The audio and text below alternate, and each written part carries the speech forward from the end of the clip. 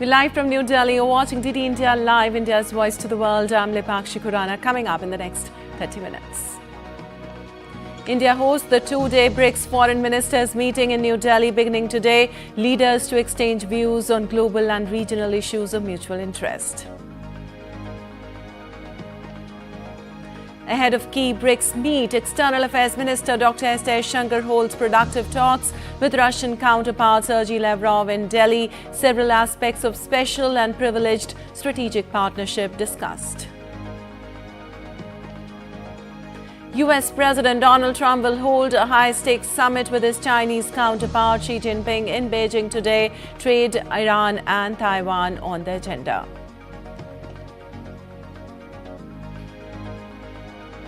And in sports, India's Gyaneshwari Yadav clinches silver and bronze in 53 kg category at the Senior Asian Weightlifting Championship.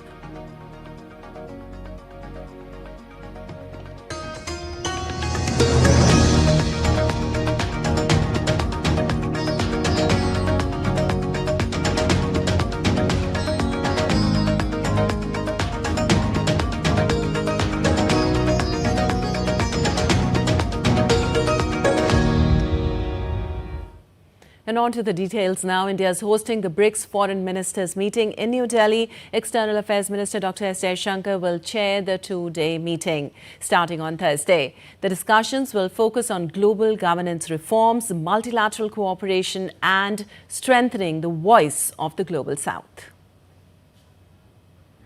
Foreign ministers and heads of delegation from BRICS member and partner countries have gathered in New Delhi to participate in the high-level summit starting on Thursday.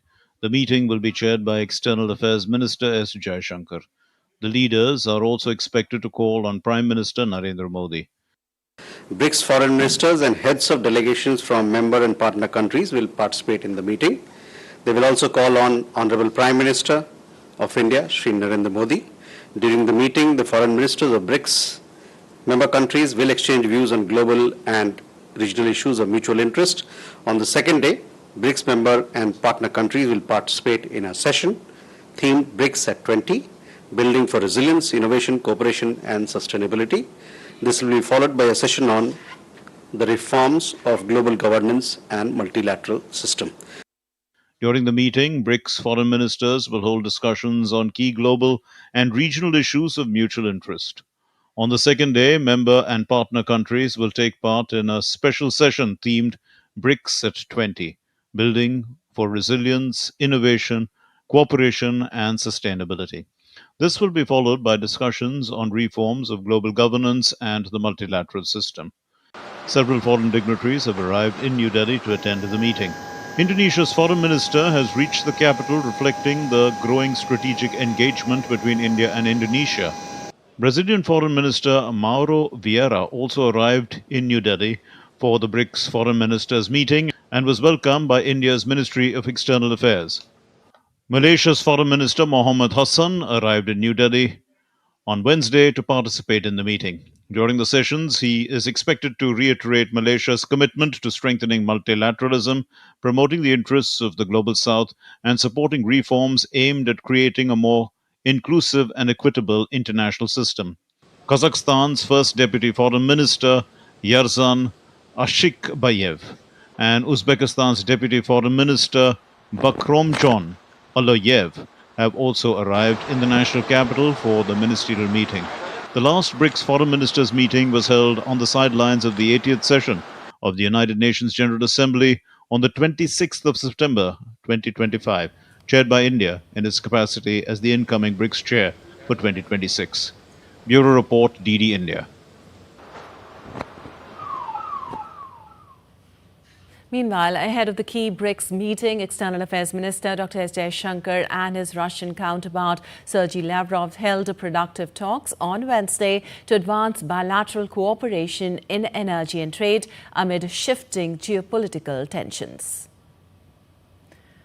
Dr. Jaishankar met Lavrov shortly after the Russian foreign minister landed in New Delhi. The conversation touched upon several aspects of the special and privileged strategic partnership, including trade and investment, energy and connectivity, science and technology, as well as facilitating mobility of skills and talent. Other global and multilateral issues of mutual interest were also discussed. On his part, in the opening remarks, Dr. Jaishankar said the relations between the two countries have become even stronger and steadier in an uncertain and volatile global environment.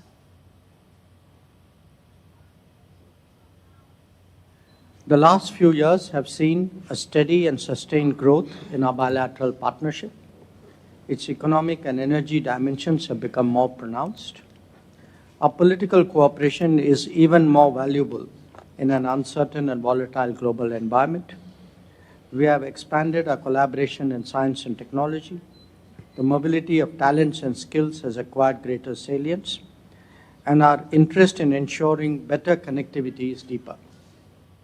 Russian Foreign Minister Sergei Lavrov said India has focused on goals that reflect its national interest, including progress towards the objectives set for 2047.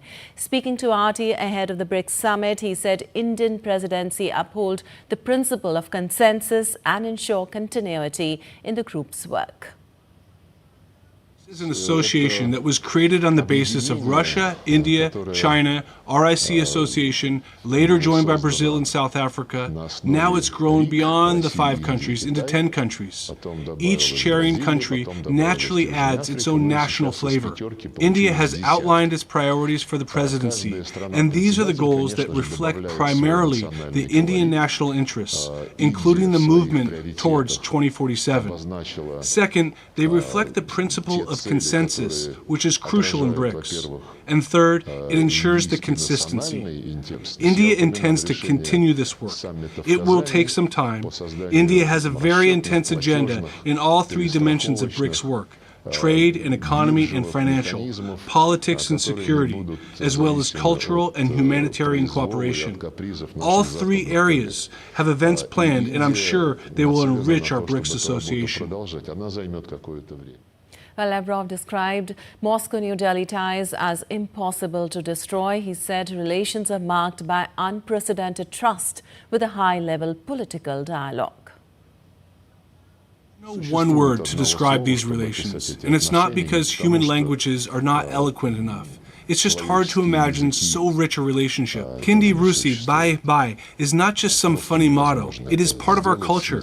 Indian movies, Raj Kapoor, and recent movies and series are very popular in Russia, everywhere, in various parts of Russia. As for the economy, joint production of energy, nuclear energy, other types of energy, joint production of military goods, culture and people-to-people contacts, political summit-level dialogue, that is trust-based, and that is unparalleled. And other top diplomats from across the globe have touched down in the national capital. Foreign Minister of Thailand, Sihasak Puangketkau, arrived to attend the meeting.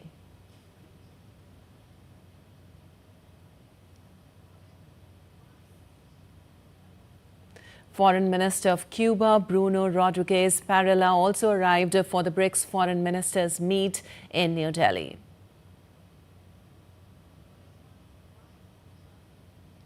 Amid the ongoing West Asia conflict, much-awaited arrival of Iran's Foreign Minister Sayyid Abbas Araghchi was also witnessed in New Delhi to attend the meeting.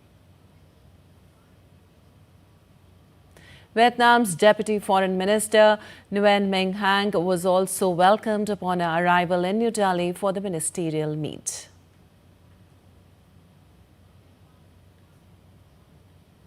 Minister of State, Ministry of Foreign Affairs of UAE, Khalifa Shaheen Al Marar, also arrived to attend the BRICS Foreign Ministers meet.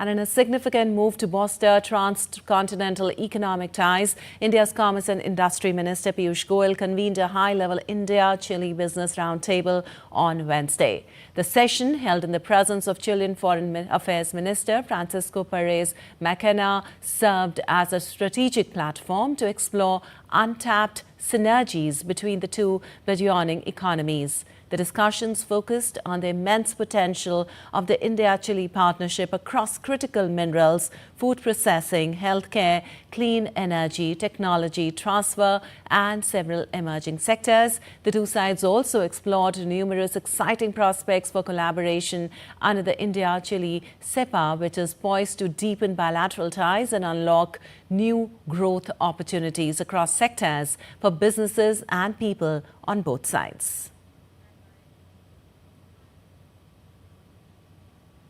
And India and Belize took another step towards strengthening bilateral relations as the Union Minister of State for External Affairs held a meeting with Amalia Mai, Chief Executive Officer at Belize's Ministry of Foreign Affairs and Foreign Trade. During the meeting, the two leaders exchanged views on a wide range of issues of mutual interest and discussed opportunities to deepen cooperation between the two countries. The interaction highlighted the shared commitment of India and Belize to further enhance diplomatic engagement and expand collaboration in key sectors. Both sides reaffirmed their commitment to strengthening bilateral cooperation through continued dialogue and partnership initiatives. And moving on, the Congress will name its candidate for Chief Minister of Kerala today. The expected announcement will end more than a week of uncertainty following the State Assembly election results. The delay in the decision has kept the camps of three top contenders, AICC General Secretary K.C. Venugopal, Leader of Opposition V.D. Sathisan and Senior Leader Ramesh Chenithala on the edge. The Congress-led UDF bagged a commanding 102 out of 140 Assembly seats, marking a historic comeback after a decade. The Left Democratic Front, on the other hand, secured just 35 seats. The UDF rose to power in Kerala, ending a decade-old rule of the LDF. However, the spotlight shifted sharply to the question of announcing the Chief Minister as supporters of the senior leaders intensified their push for the top post. And the Indian Meteorological Department has forecast heat wave to severe heat wave conditions over West Rajasthan for the next 2 days. East Rajasthan, Gujarat and Maharashtra are expected to reel under heat wave conditions as well. The weather agency also predicted heavy to very heavy rainfall over Arunachal Pradesh, Assam and Meghalaya. Places of Delhi, Punjab, Haryana, Bihar, Chhattisgarh, Chandigarh, Odisha, West Bengal and the northeastern states are expected to experience thunderstorms and lightning. IMD further said that conditions are becoming favourable for the advance of southwest monsoon over parts of South Bay of Bengal, Andaman Sea and Andaman Nicobar Islands around Saturday. Meanwhile, the national capital experienced a light spell of rain showers accompanied by strong winds last evening. And in a major milestone for great Indian bustard conservation, 2 new chicks have hatched at Ramdevra and Sudhasari breeding centres in Rajasthan's Jaisalmer using artificial insemination technology.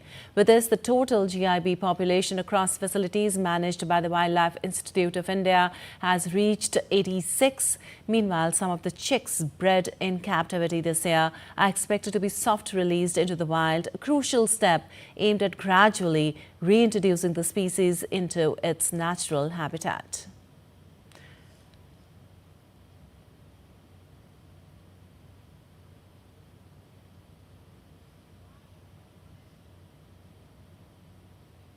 Well, the project Great Indian Bustard has entered the 4th year of its captive breeding program, launched to prevent the species from slipping closer to extinction and to support long-term population recovery in the wild. The Great Indian Bustard, once found across large parts of the Indian subcontinent, is now among the world's most endangered birds, with a rapidly declining population mainly confined to parts of Rajasthan.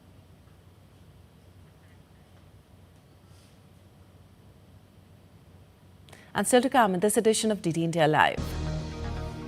UAE denies that Netanyahu held a secret meeting with Emirati president in the UAE during Iran war.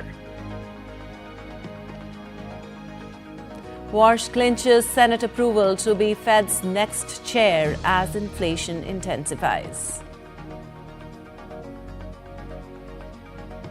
And we'll get you updates on the Thailand Open badminton tournament in Bangkok.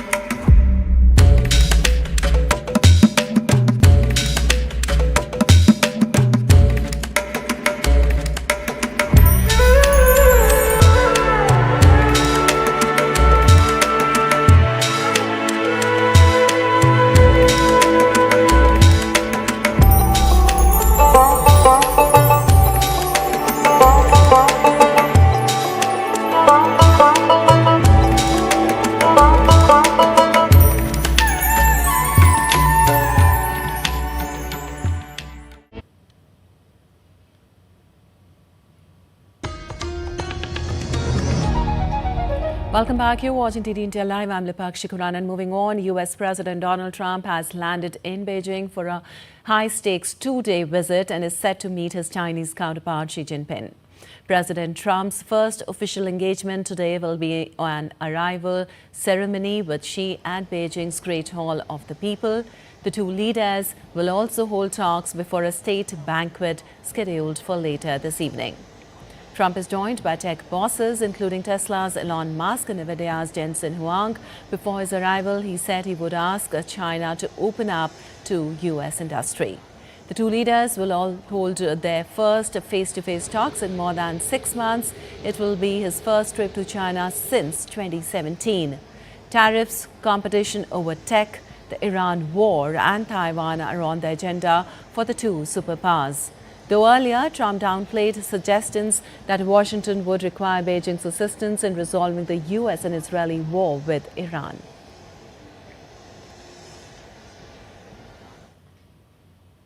And the United Arab Emirates Foreign Ministry denied on Wednesday a statement by Israeli Prime Minister Benjamin Netanyahu's office that he visited the country and held a secret meeting with its president. The Israeli Prime Minister's office said earlier he traveled to the UAE during the war with Iran and met Sheikh Mohammed bin Zayed. Netanyahu's office said the meeting resulted in an historic breakthrough in relations between the two countries. A statement by the Emirati Foreign Ministry said that Emirati relations with Israel are public and not based on non-transparent or unofficial arrangements.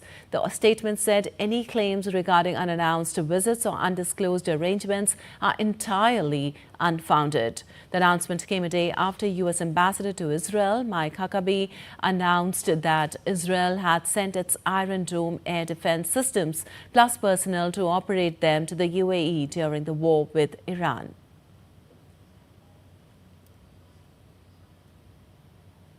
And U.S. Vice President J.D. Vance expressed optimism about talks with Iran, noting that progress is occurring despite Trump's dismissal of Tehran's latest proposal on ending the war. Speaking in Washington while Trump was on a state visit to Beijing, Vance said he had spoken earlier in the day with Jared Kushner, Steve Witkoff, and U.S. partners in the Arab world. Vance said the administration's red line remained preventing Iran from ever obtaining a nuclear weapon. Good amount of time on the phone with both Jared Kushner and Steve Witkoff this morning, a number of our friends in the Arab world this morning. Look, I think that we are making progress. The fundamental question is, do we make enough progress that we satisfy the president's red line? And the red line is very simple. He needs to feel confident that we've put a number of protections in place such that Iran will never have a nuclear weapon. Well, in Washington, D.C., Israeli and Lebanese officials will meet today to hold another round of U.S.-mediated talks as violence between Israel and Hezbollah continues to threaten a fragile ceasefire. Despite a so-called ceasefire, Israel continued its military campaign across southern Lebanon on Wednesday, launching a series of strikes that killed more than 20 people and left dozens of others wounded. According to Lebanon's state-run national news agency, around 40 locations in the south and east were targeted in Israeli air raids.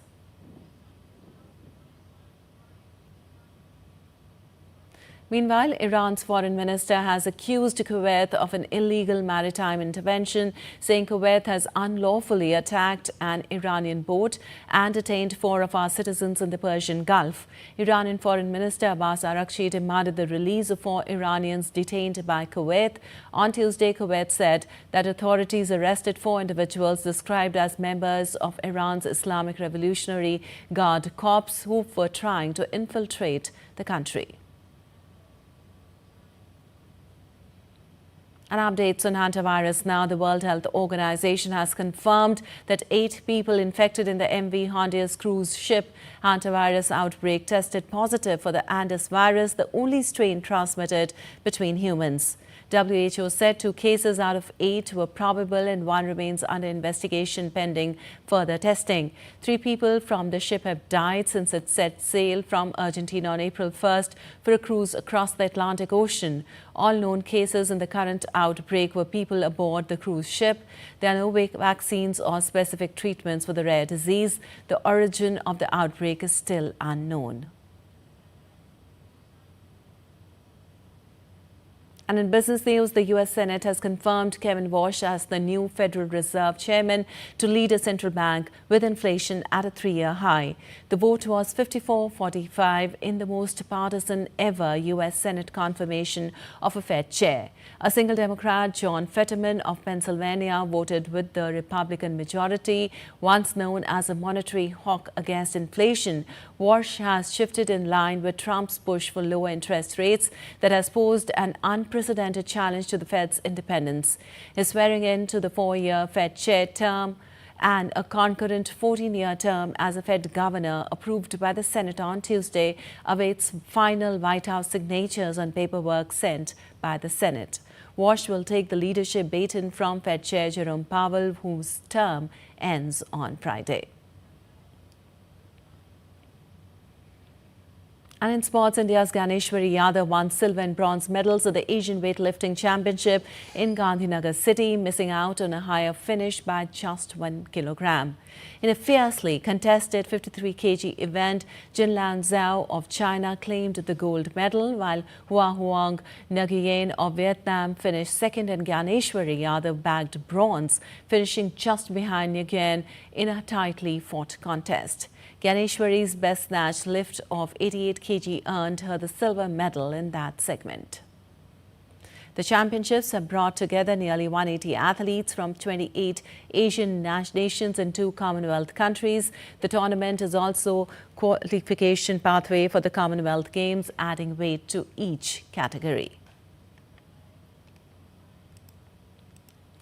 And India's top doubles pair, Satvik Sairaj Rankireddy and Chirag Shetty, will take on Malaysia's Brian Jeremy and Mohammad Haikal in the round of 16 at the Thailand Open in Bangkok today. The Indian pair secured the last 16 spot by beating Indonesia's Muputra Arviansyah and Bagas Maulana. Satvik and Chirag had to dig deep to secure a hard-fought win in the match that lasted 1 hour and 4 minutes. The Indian duo are eyeing the 3rd Thailand Open title. They previously won the BWF Super 500 tournament twice in 2019 and 2024.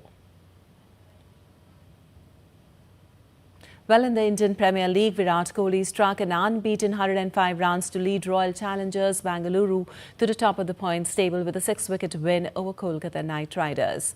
Chasing 193 runs, Kohli returned to form after back-to-back ducks as he steered his team home in Raipur with an excellent 60-ball innings. The 37-year-old scored his 9th IPL 100, becoming the fastest player to reach 14,000 runs in T20 cricket as he achieved the feat in 409 innings, bettering Chris Gale's 423. Bangalore notched their 8th wicket in 12 matches this season to usurp Gujarat Titans at the top of the 10-team table on net run rate, moving closer to securing a playoff spot. Earlier, Kolkata Knight Riders posted 192 runs with the loss of 4 wickets. 3-time champions Kolkata suffered their 6th defeat in 11 matches as their slim chances of making the playoffs suffered a big blow. All right, that's all for this edition of DD India Live. But let us know your thoughts on the news of the day. For those on the go, you can get all the latest news and updates from India and across the world on the DD India mobile app. The app is available on both Android and iOS platforms. Scan the QR code on the screen to download now. We'll be back with more news as it breaks here on DD India. I'm Lipakshi Khurana from all of us here in Delhi. Thanks for watching DD India Live.